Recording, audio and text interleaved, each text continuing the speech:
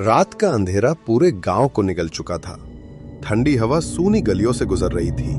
People के पेड़ की टहनियां एक दूसरे से टकरा रही थी और दूर गांव के किनारे खड़ी थी वो पुरानी हवेली, जिसका नाम सुनकर आज भी लोग कांप उठते हैं।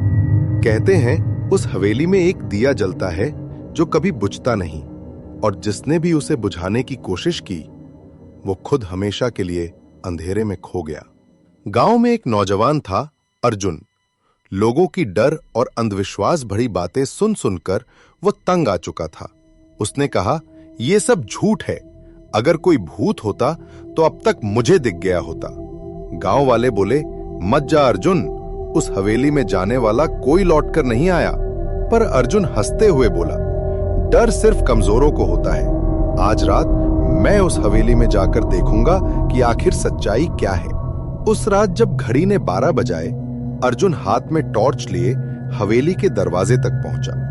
दरवाजा खुद ब खुद चरमराते हुए खुल गया। अंदर अंधेरा था। दीवारों पर मकड़ी के जाले, टूटी कुर्सियां और सड़ी हुई सी गंध हवा में फैली थी। अर्जुन ने टॉर्च ऑन की।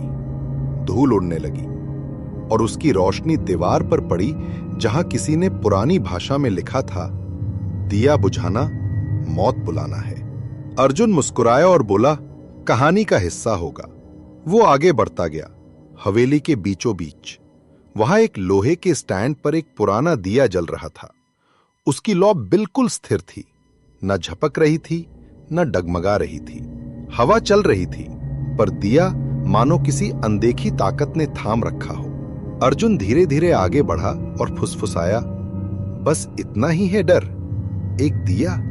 वो मुस्कुराया और फूंक मारने ही वाला था, तभी पीछे से दरवाजा धड़ाम से बंद हो गया। टॉर्च अपने आप बंद हो गई और पूरे कमरे में सिर्फ उस दिए की नीली लौ रह गई। अर्जुन ने डरते हुए एक कदम पीछे लिया। कौन है वहां? उसने पुकारा। कोई जवाब नहीं। उसने फूंक मारी, पर दिया बुझने के बजाय और तेज जलने लगा। लौ अब नीली हो चुकी थी।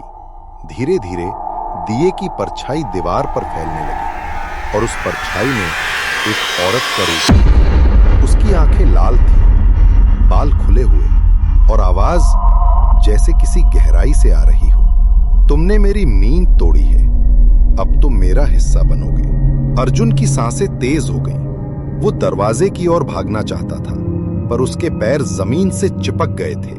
दिया और तेज जलने लगा। नीली लौ हवा में उठी और अर्जुन के चेहरे तक आ गई। अर्जुन ने चीखने की कोशिश की, लेकिन आवाज बाहर नहीं आई। उसकी आंखें फैल गईं, चेहरा पीला पड़ गया और अगले ही पल कमरे में सन्नाटा छा गया। सुबह हुई। गांव वाले हवेली के पास पहुंचे। दरवाजा खुला हुआ था। अंदर किसी का नामो निशान नहीं था।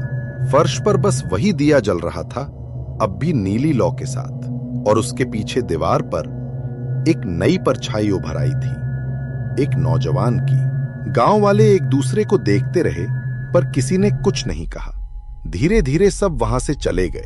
कहते हैं आज भी जब कोई उस हवेली के पास से गुजरता है तो हवा में एक आवाज सुनाई देती है, मत बुझाओ वो दिया, मत बुझाओ। वो दिया आज भी जल रहा है, उसी नीली लौ के साथ। हर चीज को चुनौती देना बहादुरी नहीं होती। कुछ रहस्य छेड़े नहीं जाते। जो अंधेरे में सोए हैं उन्हें जगाना सबसे बड़ा पाप है।